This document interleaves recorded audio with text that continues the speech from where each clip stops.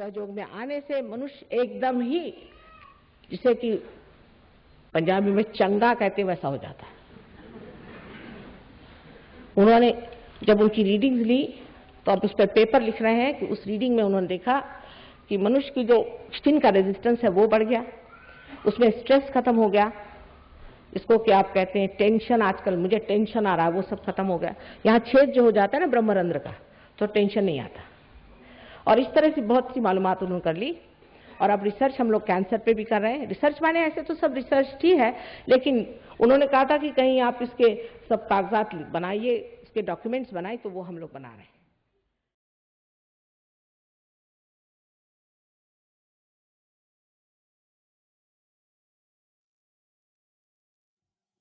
So this is the central nervous system. What you will see next is actually the autonomic nervous system, which is also depicted here.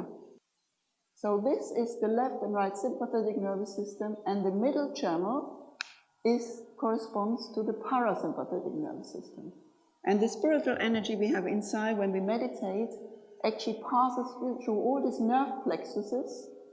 So this is the solar plexus, this is the cervical plexus, and it enters the limbic area of the brain. And when it enters the limbic area of the brain, we become thoughtless. All these different chakras, they correspond to the nerve plexuses and to the endocrine system. By many studies conducted in India and in Australia, so what happens is there is a decrease in the heart rate, there is a decrease in the breathing rate, there is a decrease in pulse rate, in blood pressure, in oxygen metabolism, and this is anti-aging, and there's a decrease in other physiological parameters of stress. And I show you a few examples. So this is the blood pressure in people who have, the controls is the red line, so these people doing 20 minutes rest, nothing really happens. These are people who have meditated for 4 weeks, so after 20 minutes of meditation only, the blood pressure goes down. And those who meditated for 8 weeks have a stronger effect, and those who meditated for 12 weeks have a really strong effect. So in other words, if you have high blood pressure, you can reduce it by meditation. This is the heart rate, again the controls, and again the more practiced the people are in meditation, the more the heart rate goes down. This is of course very good, it protects your heart if you constantly have a reduction in heart rate on a daily basis. That's very good for you, and of course all the other measures as well. This is a study by Dr. Chung from Philadelphia University, and she took people who had hypertension, and she gave them 1 week of intensive meditation. They had to meditate in a meditation hospital every day for, 8 hours or so, and the blood pressure, the high blood pressure went down significantly in the meditators, but not in the controls who were getting normal treatment in a normal hospital. So meditation is far better, and only after 1 week you can reduce your hypertension, which is quite impressive. Now, another very curious phenomenon, which if you may have noticed if you meditated with us for a while, and if you knew, you will feel it at the end when we have the meditation. When you achieve the state of mental silence, you feel a cool breeze on the hands and on top of the fontanelle area. And the fontanelle is called fontanelle because it comes out like a fountain. So this cool breeze is described in the Bible, for example. It's called the cool breeze of the Holy Ghost. And the Holy Ghost, of course, means your own spiritual energy. And studies have actually shown that this isn't just something you imagine, because sometimes people say, when we ask you, do you feel cool breeze? They think they have to say yes to please you, or they think you're sort of suggesting it, and that's why they feel it. This is not true. Studies have shown this is people during the rest period, and in the rest period, the temperature of the hand actually goes up a little bit. That's normal. But in meditation, the temperature goes down significantly. And this has been shown on the hands and on the top of the head. And some people, I feel it on the feet, for example. So I think it can also be on the feet. So, in conclusion, Sahajayoga meditation activates the parasympathetic nervous system, and this restores your bodily functions.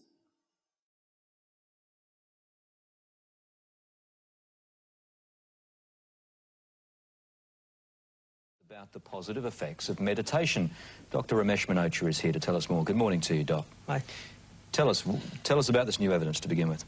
Well, for many years, scientists and punters have been wondering whether or not there's something special about meditation and its effect on the brain. And a lot of research has been done which has been inconclusive in looking at how meditation affects the brain until recently, where some new evidence has emerged showing that certain meditation techniques, and a technique in particular called Sahajayoga, is generating a unique pattern of brain electrical activity.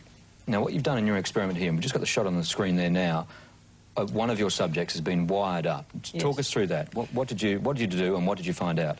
Well, this is a young lady who's been meditating for many years, and we attached a highly sophisticated EEG, or brain electrical activity detector, to her scalp using that cap there, and then we asked her to meditate while we measured the changes that occurred in her brain activity during the meditative experience. Were there changes?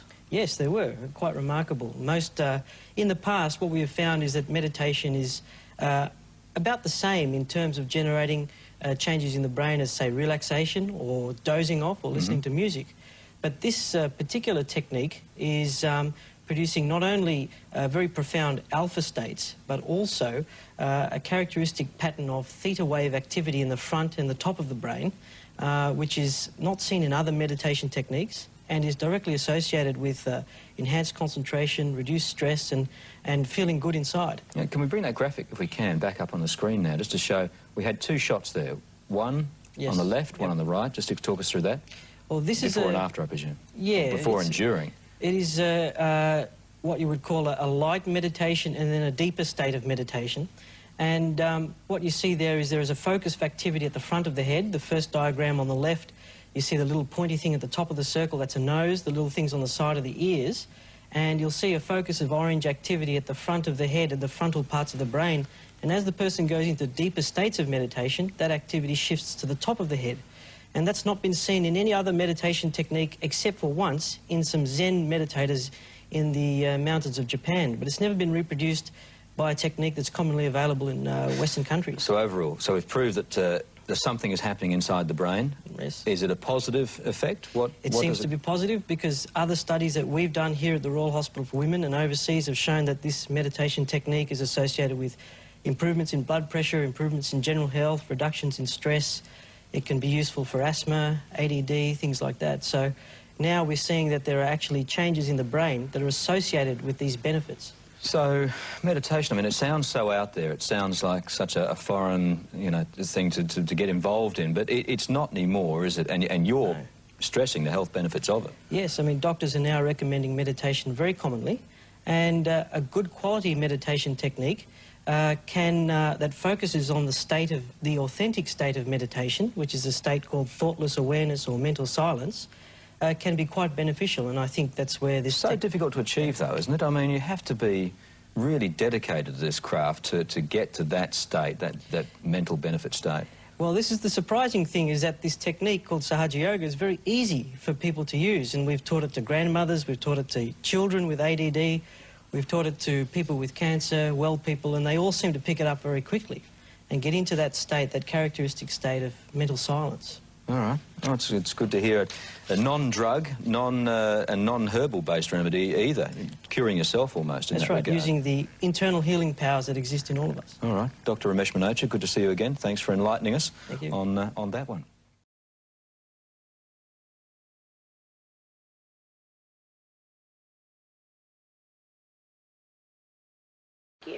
Now, though, Ryan and Jayden are thriving on a drug-free treatment. Ryan's not taking any and Jayden's taking half a dose.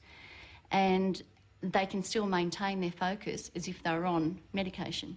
So that's been the biggest difference. That must be a relief to you. A huge relief, because I was looking at any option to get them off medication. I just didn't like the idea of them being on tablets long term. Let your Kundalini work its way up so that collectively our attention is above our head. Ryan, Jayden and Kerry Hammond have been part of a focus group trialling Sahaja meditation at Sydney's Royal Hospital for Women. After just 6 weeks, 16 children with ADHD all showed a marked improvement. What do you like most of all about the meditation? We like being a lot cooler. And we feel a lot cooler, more relaxed. Yeah. We're able to concentrate without our tablet. Yeah, and we can go to sleep a lot easier. I mean, many of these children we see are quite isolated. They, especially at school, they have problems with teachers, problems with peers. They feel anxious about things, and these are symptoms that have been reduced, and the children are feeling better themselves about themselves. At the Centre for Neuropsychopharmacology at Melbourne's Swinburne Institute, researchers are now mapping brainwaves for an insight into the meditative state. I mean, we see this as very much a scientific investigation of a different state. So this is a meditational state where some of the your level of consciousness has changed, your level of attention has changed, and there's probably corresponding changes to how the brain is functioning. Enjoying this meditation and enjoying the thoughtless awareness. A full-scale clinical trial on meditation and ADHD is now in the pipeline.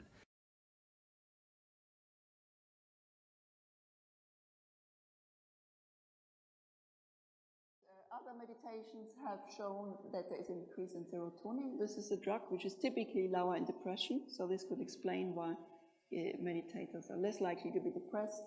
Melatonin, which is important for sleep and also strengthens the immune system. So again, this could explain why people, when they meditate, they find you can sleep far easier, and again, it can enhance the immune system. And GABA, which is important for cognitive functions like attention, and there is a decrease in stress hormones.